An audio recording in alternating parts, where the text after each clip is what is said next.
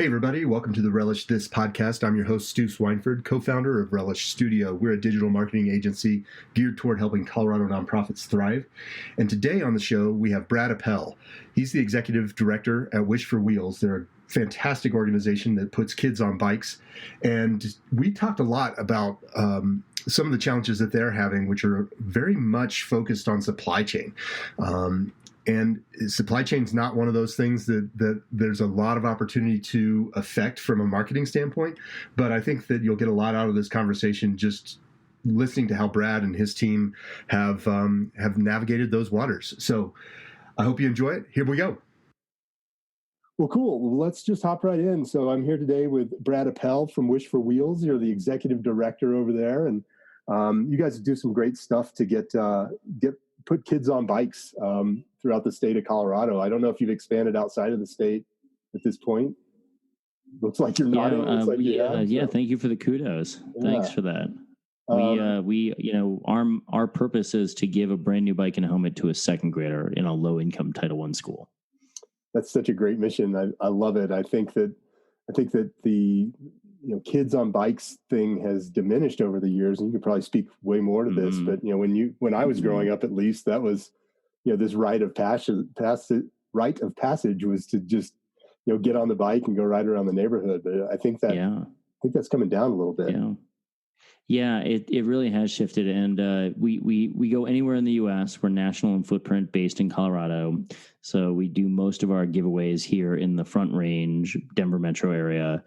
We do go Western Slope, and we're headed actually up to Fort Collins this coming weekend. We're going to do our goal is 400 bikes this weekend for every second grader in the Poudre Valley School District. Oh, that's amazing! So we're headed up, Yeah, you headed up north this weekend. Build too, right? Is that the kind of the model?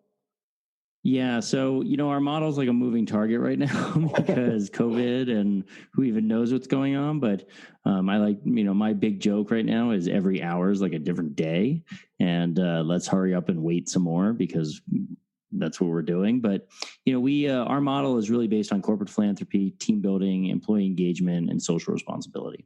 So companies fund our bikes, then they come with us, they assemble all the bikes, then they give all the bikes. So it's it's soup to nuts on their end. So they pay for it. It's tax deductible for them. Then they come together, assemble all the bikes with clients or a team build or extended learning. We've done relay races, scavenger hunts. We'll do anything, any event that they want us to put on.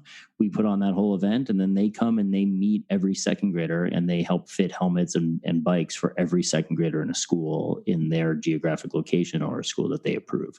So we go in, and every second grader, no matter who the kid is, socioeconomic background, gets a brand new bike and a helmet. Wow, from that company. Amazing. That's fantastic. Yeah. How many bikes have you guys? And you're right.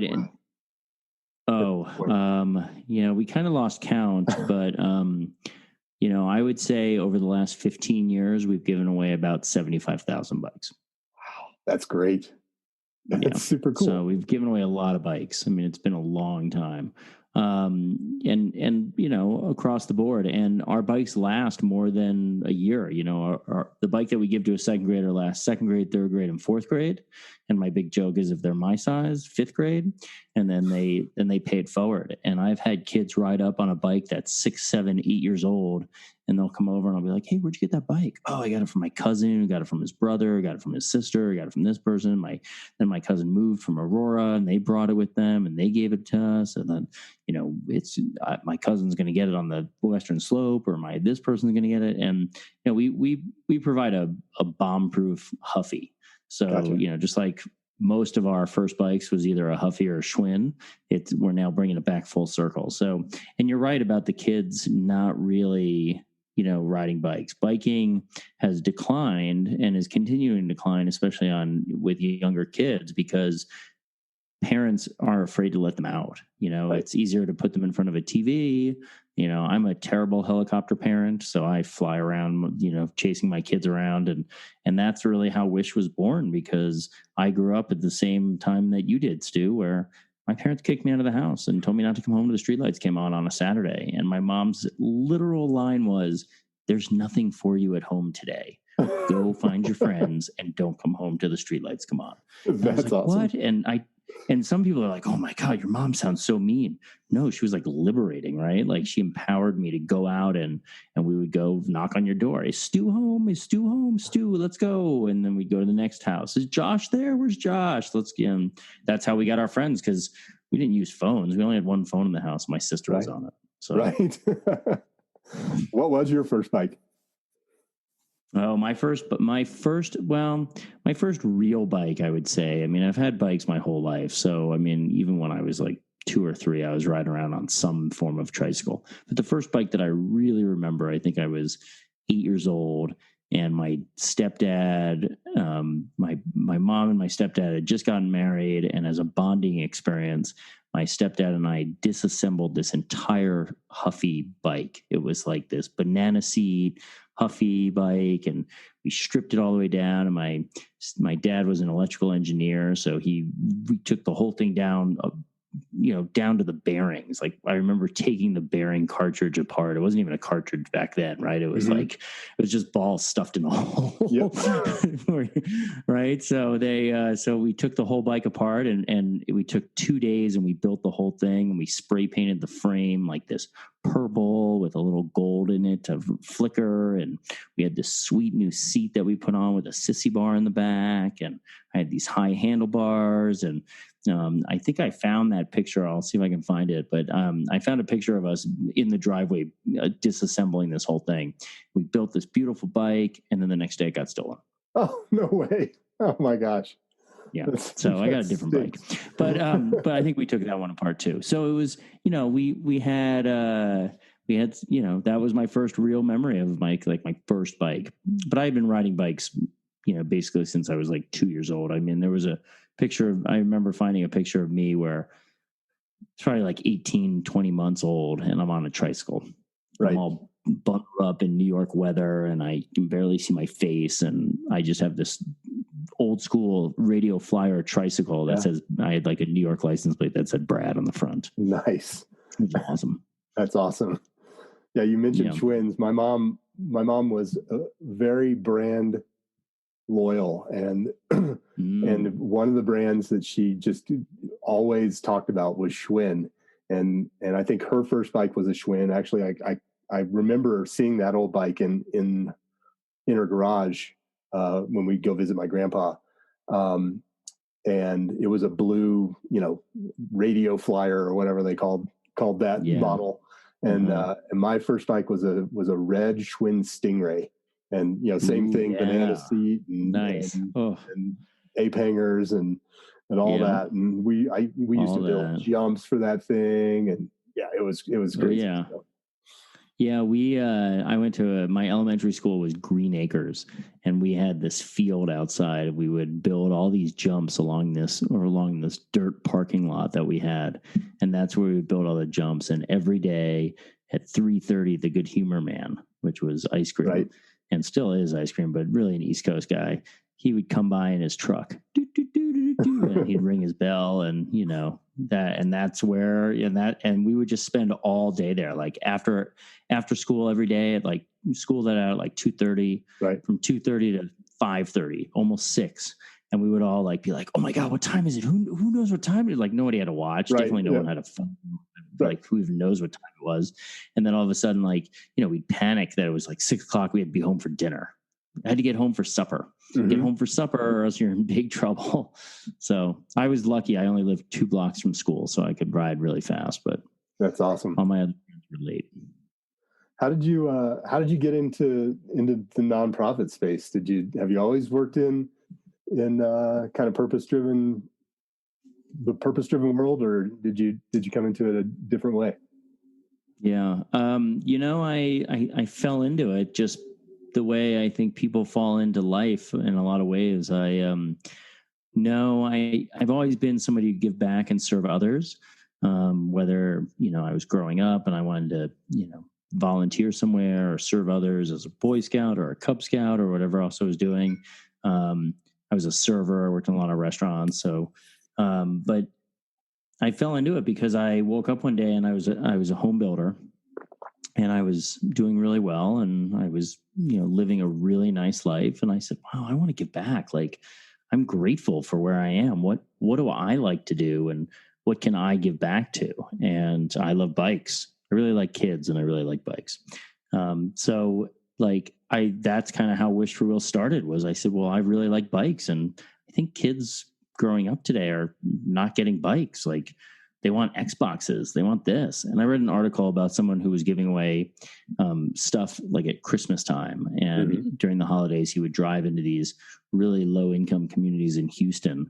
And he'd have an Xbox, he'd have a basketball, he'd have a soccer ball, he'd have a bike, he'd have, roller skates. And the bike was always the first thing to go. Like, before anything else, everyone was like, I want that bike. I want the bike. I want the bike. Like, even before the Xbox or the PlayStation or, whatever. And I said, wow, I can resonate with that. I want to give away bikes. Right. So in 2004, that's how Wish started. I was sitting there and I was like, I'm going to give away bikes. Who do I give them to? Like, how do I even do this? What do I do? And a friend of mine said, well, you should give to kindergartners because they're all the same size. Okay. I said, oh, that's a great idea. Like, that's brilliant. Like, then I don't have to mess with anything. Like, kindergartners are super cute. They're really easy to get to.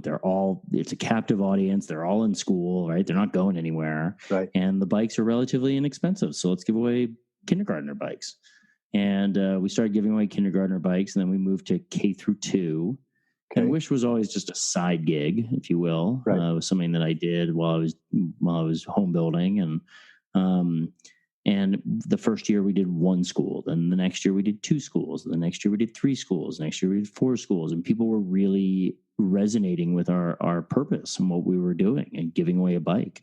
And we didn't really have a purpose, if you will. We were really just giving away bikes. Like, if you were on my holiday card list, if I knew you, if I saw you in a restaurant, if I didn't know you and I saw you in a coffee shop, I would ask you for money for Wish for Wheels from January 1st through April 2nd was our funding time, because that way, whatever money I could bring in for Wish for Wheels from January 1st to April 2nd, that's how many bikes we could give away. And literally, I would ask people on the street, hey, do you want to throw in $20 for a kid get a kid bikes? And people are like, sure, here's $20. And then the downturn of the market happened. I lost everything in home building, and I faced divorce, financial ruin, and like, I call it my punch in the face, because like 5 major things happened to me and they all make one big fist. So I got punched in the face, and 2012 was really kind of the punching time. It was leading up from 2008 for like 4 years. Like, it was cocking back to punch me. And in 2012, it punched me in the face. And I said, wow, what do I want to do? Like, what am I going to do with my, what am I going to do with my life? I got 3 kids. What do I want to show them? What do I want to show me? And what's important? Right. So at the time, I was working for Chipotle corporate office, and I was building Chipotles all across the country and in Europe. And I loved it, but it wasn't really feeding my soul. And I went to Wish for Wheels full time in 2014, 15-ish. And said, well, let's see how many bikes we can really give away. Let's see how many kids we can really impact. Wow. And we went from about 100 to 200 kids a year, maybe, to about 7,000 a year. Wow, that is amazing. That's such a cool story. Yeah, it's pretty good. Yeah, we're still going. I mean, we're not going anywhere. Yeah, I love the scrappiness of it, and at the start where you're just asking everybody to chip in. That's super cool. Yeah, thank you. We're back. I mean, I think that COVID has really knocked us on our butts, and we're back to being scrappy. It's time to start being scrappy again. Right. Things are very different than they were. We're definitely not going to do 7,000 kids this year. I'm hoping that we can get to 2,500 kids, but there are no bikes to buy. I can't even find a bike to buy. Yeah. I ordered 2,500 bikes from Huffy in March, and the boat is still not here. Yeah. It's this weird convergence of all this stuff kind of coming together at once, where you had this supply chain problem coupled with, shipping problems, coupled with everybody and their brother wanting a new bike, and it all just kind of like it all came together at once. It's got to be pretty frustrating. But it's the perfect storm across the board, not just for Wisher Wheels, but for everybody. Yeah. So what have you guys done in the past that's worked? What was your kind of go-to move? We'll talk about donors first, I guess, and then what looks scrappy to you? How does that look? Mm-hmm. Yeah, so Wisher Wheels really evolved and grew up a lot. We, for a long time we were just giving away bikes. For a long time we were giving away bikes to kindergarten, first, and second. And we really evolved into only second graders. And we evolved to second grade for a lot of reasons. One is it's the earliest age that parents will really let their kid go outside, ride with their friends. First graders, still too young, especially in September of first grade, you're still a kindergartner, right? Fall, spring of first grade, you're now more of a first grader, but you're still pretty young, right? So, fall of second grade, you're still kind of a first grader, but you've matured a little bit. And summers, as you're out there, you're getting more mature. So as you're getting older, and that second grade year is like that sweet spot, right? So the bike lasts 3 years. Parents let their kids ride together in groups. Second graders are a little older, a little more responsible. That type of thing happens. And it's 2 years before the national average of a kid getting their own device, whether it's a phone or a pad of some sort. The national average is 10. So we're about 2 years before that. So we're trying to sneak in before that. And then at the same time, we started working with school districts, and we really started qualifying what we were doing. We started talking to school districts about tracking map testing, attendance, playground usage, behavior. We heard from Denver Parks and Rec that parks that haven't been used in years are now seeing an influx of kids on bikes as we're focused in certain areas, and that Denver Parks and Rec are now going in and rehabbing these parks and getting kids to use them more and being outside more. We've seen attendance jump, like the next day attendance jumps like 20% because every kid's got a bike, right? Every kid's got a way to school. And sometimes the kids don't have a way to school. Their parents either don't have a car, don't have money for gas, parent doesn't want to drive them. They don't qualify for busing because they're too close to school. So that gives us an opportunity to get in there. And then we started rolling out something called Beyond the Bell, which was an after school program to teach bike maintenance. And we started talking to a lot of faculty and administrative staff to say, can you guys teach this? Can this be a club in the afternoon? And we even had a great idea of utilizing local police departments to come in and run this STEM-based after-school program Beyond the Bell and integrate within the communities. And then COVID hit, right? So all of that went away. People are unsure of the police. They're not really sure what's happening in schools. So our scrappiness is really about finding bikes, because in the past, we used to call Huffy on a Monday and be like, hey, we need 800 bikes. And by Friday, we'd have 800 bikes in our warehouse. No problem. Right. Easily. Right. Sometimes by Wednesday, we'd have 800 bikes. And now we have a shortage of that. So we've gotten really scrappy where bike manufacturers are creating custom orders and saying, if you want 2,500 bikes, you need to buy 2,500 bikes right now, and we will ship you 2,500 bikes. Okay. And that's really daunting to a nonprofit like Wish Wheels, because our cash flow doesn't allow us to buy 2,500 bikes. Plus, where do we put them? Where do they go? We're grateful. So we got really scrappy. While this whole thing was going down, we found an amazing partner to give us tremendous warehouse space, which is American Furniture Warehouse at 92nd and Wadsworth. Please go shop there.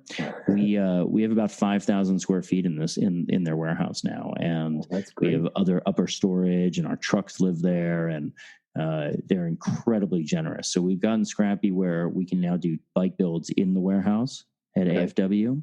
We're going to store 2,500 bikes there.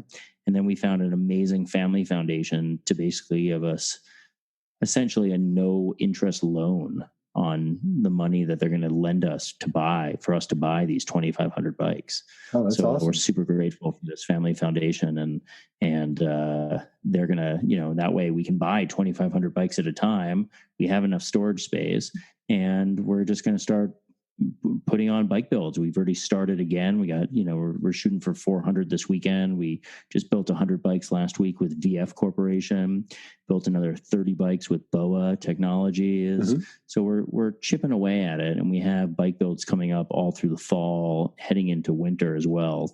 We can do up to 10 people inside our warehouse. Okay.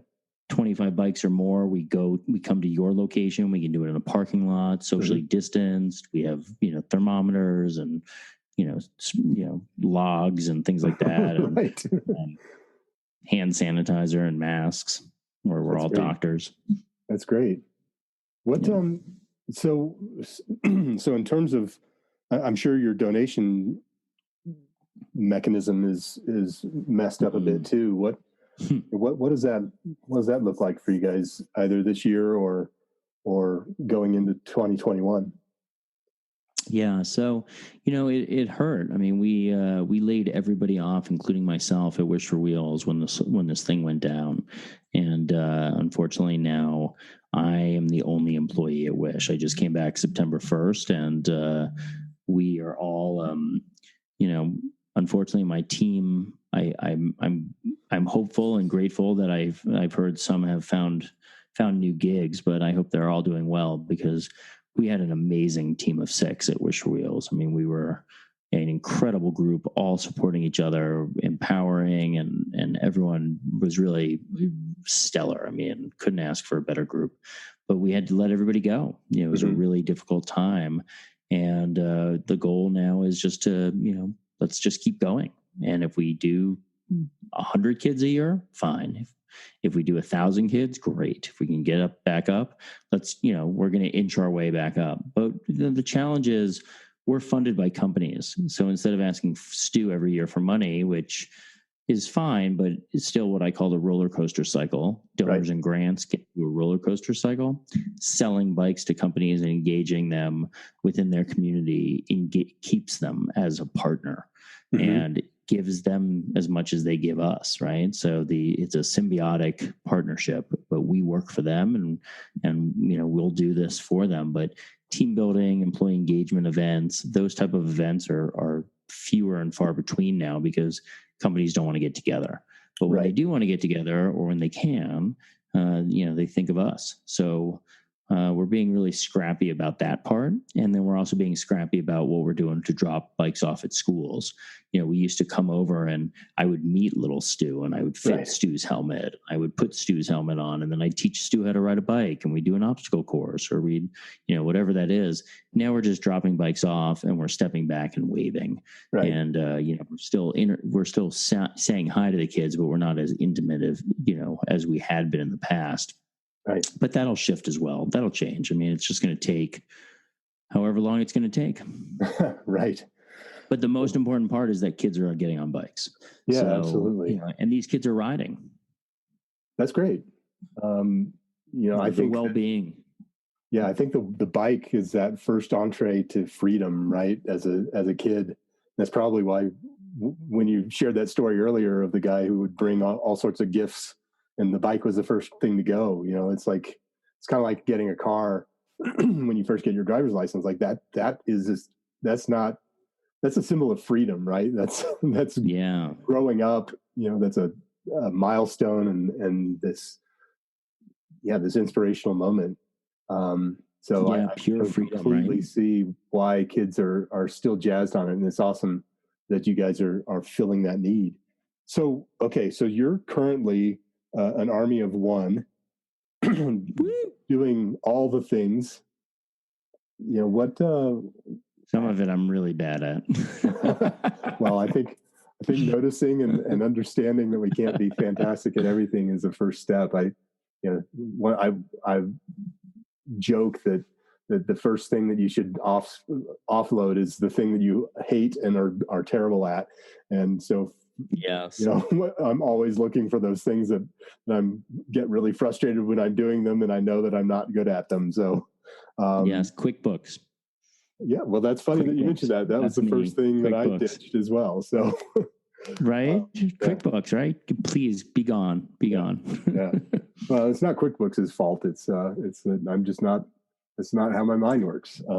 Right. Yeah, I'm like you. My mind does not work that way at all. Yeah. So, so in terms of all the things that you need to do, it sounds like getting back in front of the right corporate opportunities is on your list, and engaging those people. Is that kind of the first thing that you're trying to do every day? Is that what's keeping you up at night? Like, how do I get in front of these guys? Yeah, it's kind of a hurry up and wait game is, what I still call it, because if tomorrow we had 100 companies line up and they all wanted to build bikes with us, I don't have anything for them to build yet. Right. I'm still waiting. So I'm kind of waiting. I'm seeding. I'm talking to our previous partners and new partners that are finding us, and we're talking about logistics. And everybody is really patient with what we're doing. Some companies say, "Well, look, we want to do something no matter what. So if you don't have bikes, we're going to move on to the next thing. But come, let us know when you get bikes." Right. But yeah, and it's been super challenging. I mean, I had ordered an additional 300 bikes from a different company, and it's not even their fault either. But they, the bikes were supposed to be here last week, and the boat hasn't even left China. Okay. So I just found out last week, that the boat hasn't even left, right, and that they're working on it. So now they're delayed, and I only have 300 bikes on this one boat. Right? They have 30,000 bikes or however many bikes they've ordered. Right. So they have a lot of, so we're working on it the best we can, but there's a lot of challenges, a lot of things out of my control. We have some bikes, we were grateful, and we kind of Hail Married at the end where Huffy had 800 bikes left in their inventory in March. Right. And we bought them. You're like, just send them to us. We'll take them. Right. So we have about 800 bikes. 400 of them are going up to Fort Collins this weekend. Right. 115 went to VF last week. 30 went to Boeck Technologies, and we're working on other builds throughout the next couple of months. So, we're just talking to partners and seeing what we can do and figure out what our next step is. Yeah, it's interesting. I'm trying to think of some ideas. I mean, the first thing that comes to mind is goes back to, bike maintenance and repair, and see how perhaps we could get some of those bikes that maybe the kids are aging out of, and instead of those bikes just, leaning against a garage wall somewhere for however long and then getting donated to to Goodwill or something, how we could get those recycled. I know that's a little bit against what you're doing in terms of really. I think that I'm guessing. I don't want to put words in your mouth, but I'm guessing the component of a new bike for a lot of these kids, that this may be one of the first new things that they've ever gotten. That's theirs. They're the first. Yeah. They're the first button that on that seat. Ever gotten. Yeah. Like literally the most expensive gift they've ever received from the majority of these kids. And the new bike is kind of a milestone, right? You're in second grade, you're getting a brand new bike and a brand new helmet, and that is built and given to you today. Right. And it is this milestone of it. But, we have to pivot, and the whole goal is to get kids riding, right? Right. Day 2, the bike is as used as a 2-year-old bike. Right. Doesn't matter, right? It's only on day 1. Right. So once you get to day 2, you're like, I got a bike. Woo. Yeah. Yeah. So that, though, in terms of just tactical things that you guys might see if there's a mechanism for, it'd be, reaching back out to some of those bikes that you say, have that 3-year lifespan, and see how we could extend that. And I don't know what kind of data you collect to be able to get in touch with some of these recipients. But certainly one of the things that we talk about a lot with clients is, what's working, and go back to that well. If you've gotten water out of a certain well, let's go back to it, because we know that works. And so just thinking about, some of your assets, one of which could be some of these people that you gave bikes to, 14 years ago. So 16 years ago is when you started, getting back with those people, because they're going to be 24-year-olds now, right? in that range. So they might be Never in corporate really thought about those corporate situations where either this was this big inspirational thing for them, and so they understand the value of the program. And I get the challenges that you're facing is there's a supply line challenge where even if you had the money, you wouldn't be able to do anything with it because there are no bikes available. But really just trying to figure out how to fuel some long-term gains and leverage some of that relationship stuff that you've created for people for the last 16 years. Yeah, I think for us, our next big piece is, I love that idea, and like my eyes lit up when you said, "Wow, they're like 24 now." I'm like, "Wow, makes me even older." But I would love to be able to connect to those people and find one or two of those original people we gave bikes to, and really hear what that story was like and hear that journey. That could be really exciting. Yeah. And then kind of our Beyond the Bell program is really where we're teeing it up this fall, is we're really talking to districts and reaching out and understanding how are these kids coming to school, because all the kids that we gave bikes to last year, those second graders are now riding their bikes to school to be third graders. Right. And same thing 2 years ago. Now they're in fourth grade and they're also in fifth grade.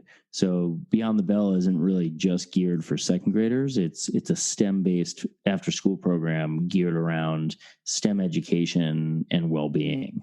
So how do we keep that going, keep that mechanism moving, and keep those bikes turning? Like, if we can teach a kid how to change a flat, that's 95% of the challenge right there. Because once these kids get a flat, they think their bike's broken. I need a whole new bike. I'm going to throw the whole thing away. Right. Because they don't know how to fix it. So we're really trying to reach out to districts and keep that conversation alive too.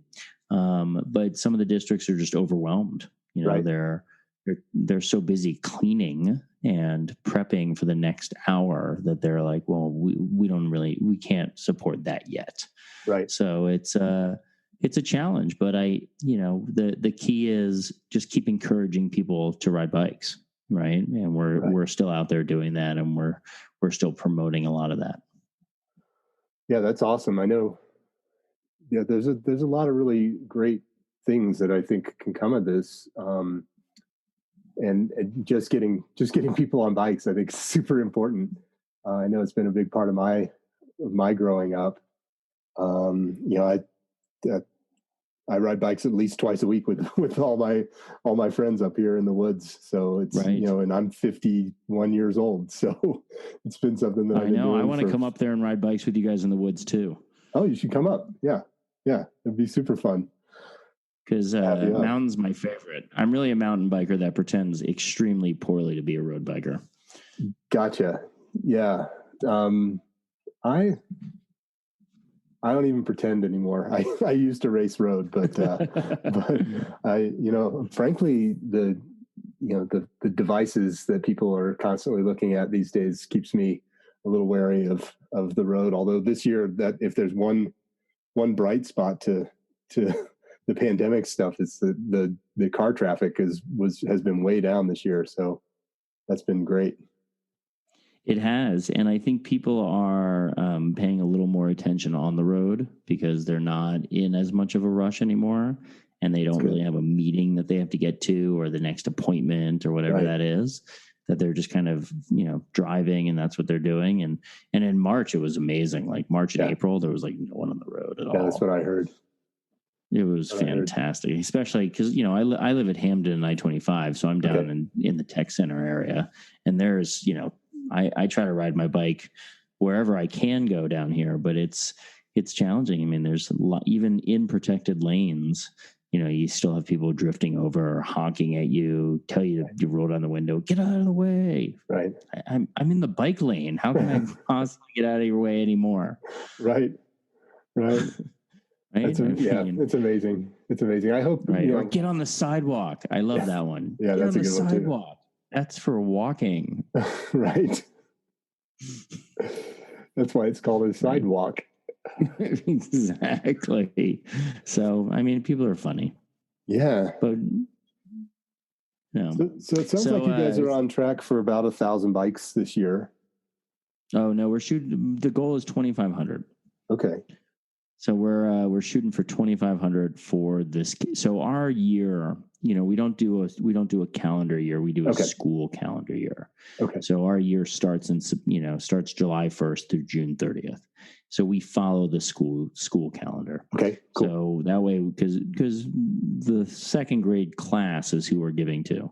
So the goal is from September 1st through June 1st. Mm-hmm. So through June 2021, the goal is 2,500 bikes. Okay. And we've done 130 so far. So we're going to do another 400 this weekend, which is going to be great. Triple that this weekend. We are going to triple that this weekend. But we have, again, it's the piece of the bikes, and we do have some bikes in inventory that have already been funded. We're just waiting on fulfilling those orders. Okay. So 107 bikes goes out to Cummins in Las Vegas. 80 bikes stays for Cummins in Commerce City. We have another group out in LA called Cal CPA. They're a CPA membership firm. They got another 100 bikes. Occidental Petroleum's got about 600 bikes in our warehouse waiting for us to do a bike build up in Gilchrist and Weld County here in Colorado, and then down in Midland, Texas. We're going to go with Oxy. And so we have some bikes that, we're floating around and we're moving around. And we've already pre-bought all those bikes, which we were super grateful for as well, because now we can deliver on with our partners. And those are in your warehouse. They're not on a boat somewhere. No, they're sitting in our warehouse, surrounded by armed guards. Armed guards now, protecting bikes because bikes are so scarce. Nice. Well, that's awesome. Interesting. Right. Yeah, there's a lot of cart horse stuff here where it sounds like you still have the demand from the corporate side, and certainly that may have trailed off a little bit based upon the inability for them to get teams together to do team building stuff. But it sounds like you still have that demand is still there. It's the fulfillment piece that's become the challenge. Do you have a good idea or a feel for what the challenges are on that end? Is it everything all the way back to steel production that's a problem, or is it? Yeah, I think it's all of it. I think that's actually a really good point, is that these, they want to, all these companies want to fulfill on these orders, but it really is based on parts. Someone said to me, they're like, well, let's build bikes in the US. I'm like, well, you still got to get parts. Like, you still got to be able to get a wheel. You got to get the rim. You got to get the steel for the bike. You got to weld it up. It's all those pieces and parts that have to get built along the way. So I think that's part of it. And I also think that there was, from my understanding, and I'm definitely not an expert on any of this, but from my understanding, it was Chinese New Year, which the Chinese take off for 4 to 6 weeks for Chinese New Year, and then COVID hit at the exact time as Chinese New Year was ending. Right. So that then put more people out of work in the factories and where they're producing stuff. So then that happened. Then you have the trade embargo going on with all these, there's additional costs and all that's going up. So people are sourcing from other places. And then that was happening. And then there was a mad rush on bikes. Right. Like, literally, you go into a Target and they're empty. Like, you used to be able to go to like any Target, any Walmart, and pick up a Huffy. No problem. That was super easy. And they sold out of everything. And there was, and I think it was John Burke over at Trek who was talking about this, how he, when COVID hit, all the people at Trek went into like this emergency, freak out meeting, right? Like, everyone's freaking out, come to this meeting. And they were like, oh my God, the market's going to tank. Like, no one's going to buy bikes. Our numbers are going to be off 40%, 50%. Everything's going to happen. And then all of a sudden everybody sold everything. And then they had another freak out meeting where they're like, we're out of everything. What do we do? Right. So, the pandemic, everybody responded opposite of what everyone thought was going to happen. Right, which caused even more problems in a lot of respects. If everyone had just not bought anything, then we'd probably be back to some sort of normalcy now. But everybody went out and and even like and you'll resonate with this, but people were yanking old bikes out of their basement, out of their garage. Like I got a call from VeloFix, and they're a partner of ours, and they're a mobile bike shop. And Trent's like, "Hey, would you happen to have any 26-inch tubes? I know it's a long shot, but everyone's out of 26-inch tubes. You can't get first of all, you can't get a tube, let alone a 26-inch tube when this whole thing happened." And I was like, "Yeah, I have like 2 cases of those." Yes. I was like, "Yeah, funny. you can have them, no problem, because we're not someone donated them to us a long time ago, right? And we don't use that size, so and what was I going to do with that? It's not like I could even use it personally or amongst my friends or anybody else. And so Wish was very happy to pay that forward. But it was such a weird thing because he was like, "There's all these 26-inch mountain bikes now showing up." Wow, that's interesting. Yeah, that's really funny. I was thinking about I used to have a huge pile of used tubes, and a vast majority of them were 26 inches because these were all back in the day, and I don't have that pile anymore because eventually I was like, why am I saving all of these? I need to get rid of this. Because today you need them, Stu. Yeah, exactly. It just it just feeds our hoarding gene thing. Right, exactly. All that stuff. I mean, I had a whole pile of road tubes. Yep. And I was like, I'm never going to patch these. This is silly. And I donated them to I think I donated them over at Lucky Bikes. Right. And then I went to buy a road tube, and I couldn't even get a road tube. Yep. I was like, oh man, I just got rid of like 15 tubes that I was never going to patch. Too bad. Right. Yeah, it's funny, the things, and that's that confirmation bias thing that happens where you don't remember the 1,000 times you got rid of something and no one wanted, you didn't need it again. Right. You only remember the times that you got rid of the thing that then you need. So I know those are the ones that hurt the most. Yeah. So we're doing. I'm super grateful for where Wish is. We're financially strong to weather this. We're going to do about 2,500 kids this year, hopefully more, as bikes hopefully open up and come maybe January, February, there'll just be a better flow, and we're just going to start cranking out bikes and keep kids riding and ride. We're going to ride through this storm until we get back to where we were, with a team and giving away 7,000 bikes. I mean, we went into we were so excited for 2020. We had we were on our way to blowing this thing up. We were on a huge mission. We had just in February of 2020, we had just finished an incredible board and team retreat where the whole goal was to get to all 12,000 kids in the Denver Front Range area in the 5 counties. And that was our goal this year. And we were headed towards there, and we were excited about it. And we had like a whole strategic plan around that. And then, that we're going to get back to that. That's great. I admire your enthusiasm for sure. I guess I have one other supply chain question. Is that do the big? So I know at one point you guys were partnered with Walmart. You may still be. Yeah, we're still a great partner with Walmart. They're super, super helpful. Yeah. Do those guys have pull in terms of, because they're ordering,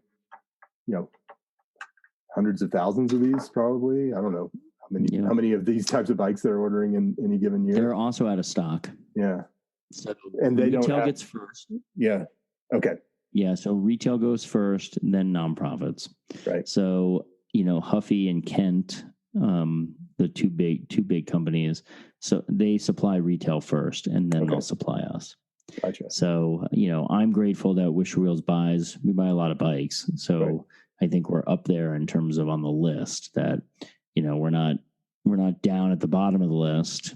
We're probably in the top of the nonprofit lists because we buy so many bikes, but we're definitely behind Walmart, Target, Amazon, all the big people, because retail goes first. But Walmart's still a great partner of ours. I'm so grateful for them. They we have about 200 bikes in the warehouse for them as well. Okay. We're going to go to Texas with them. We're going to go to Bentonville with them. So We're excited about doing that when that all opens up. And they allow us to ship bikes to any Walmart in the U.S. so that we're able to pick them up there. So, when bikes are flowing, we'll order through Huffy and Walmart, and we'll go to a Walmart and wherever and pick up bikes. So you don't have to drive them from Denver to Bentonville or wherever. Mm-hmm. That's great. Yeah, we actually, we have a great partner in Hawaii, and they have done now 2 bike builds with us, and both times I was supposed to fly to Hawaii and something mishap that didn't allow me to. So the second time was COVID, and I was like, I just missed it in December. I was supposed to go, and now, in April and blah, blah, blah. But, we shipped all of our bikes to a Walmart in Honolulu. That's awesome. So they just drop shipped direct to that Walmart instead of shipping to you and then having you have to ship to them. Right. That's great. Yep. Yeah. So thank you very much, Walmart. Yeah. You guys are That's amazing. Environmentally awesome too, because you didn't waste all the fuel to get all that around the country, right? Yeah, right. It goes right to where we need it, and then we pick it up. I mean, I've done it in Boston. Right. We did it in Seattle. I've done it in Kansas City. We did it we do it in Midland, Texas. That's how we get all of our bikes down to Midland.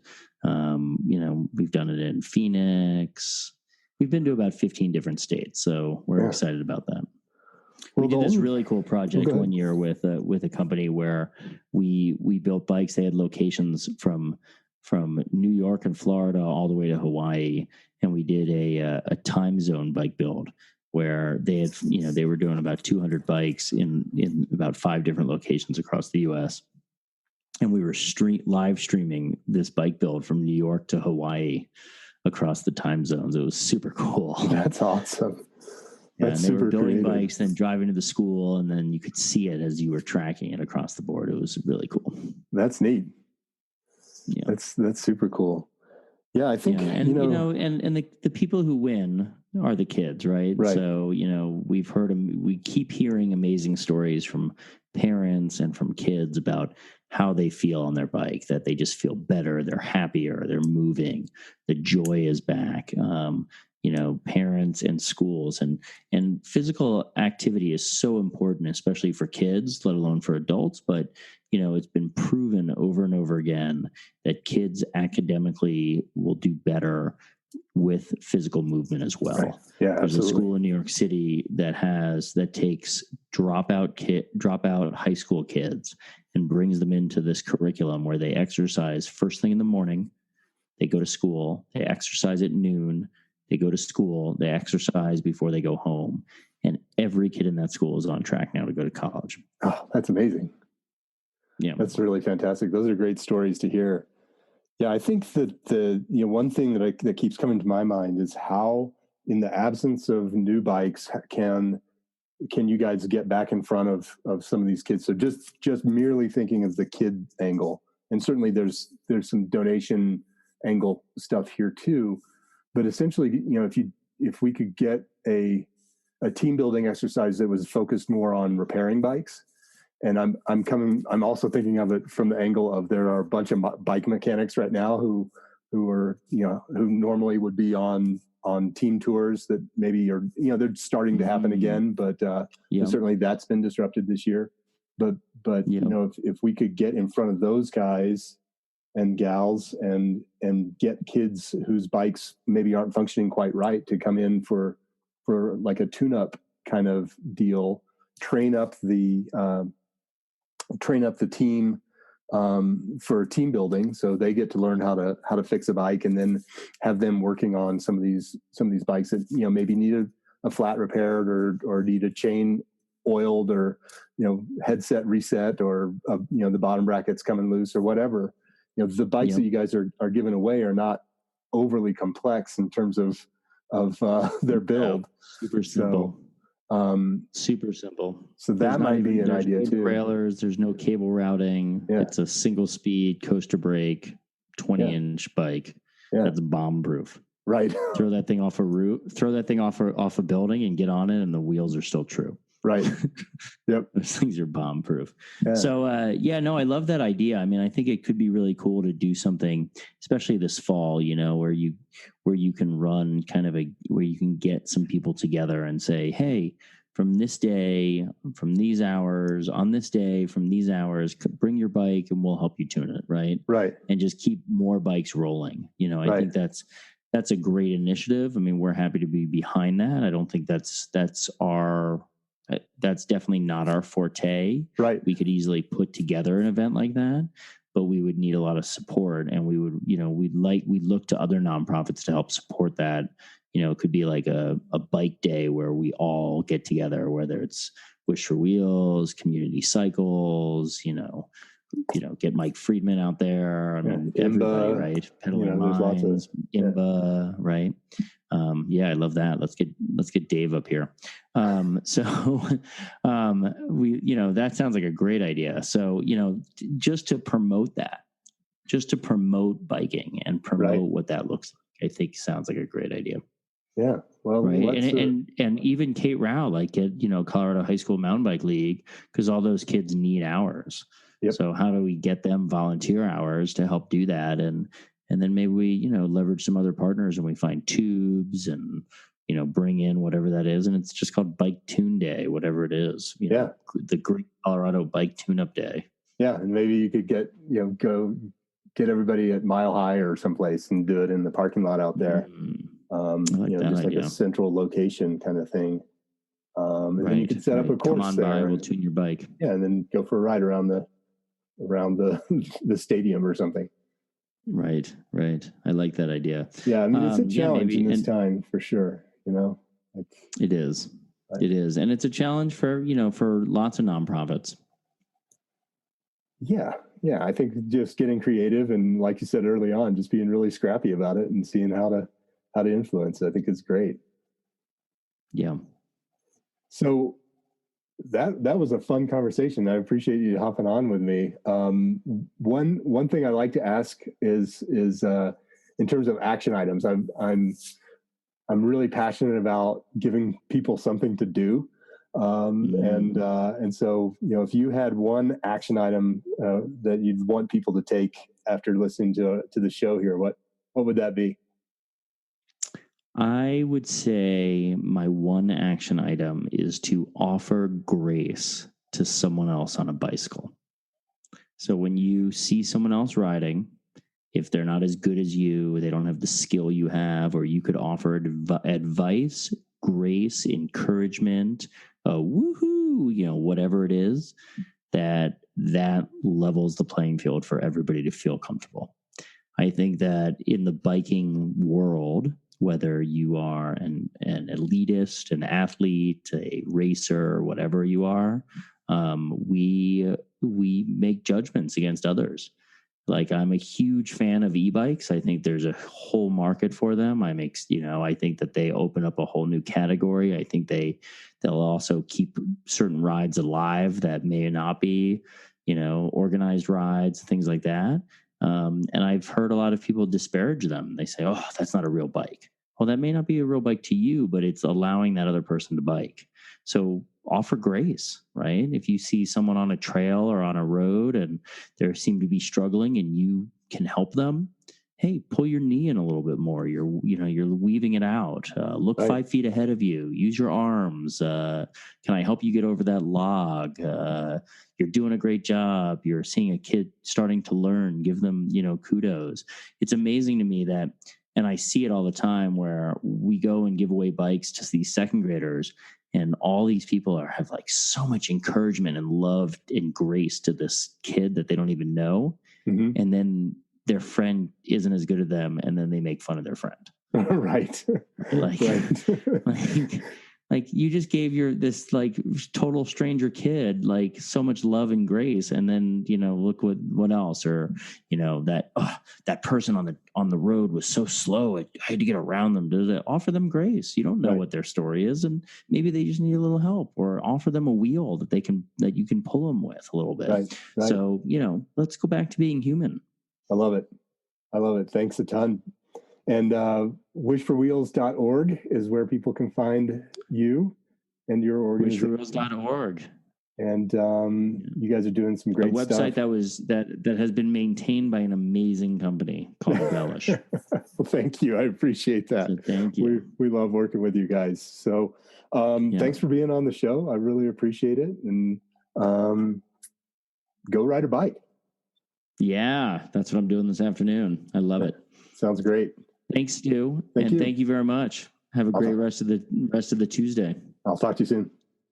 All right. Bye-bye. Bye. All right. There you have it. Another episode of Relish This, the nonprofit marketing podcast. If you want to continue the conversation and see how we can unearth some gold for your organization, head over to relishstudio.com/podcast to sign up to be a guest on the show. That's it for this week. Thanks for listening. We'll be back soon with another episode of Relish This.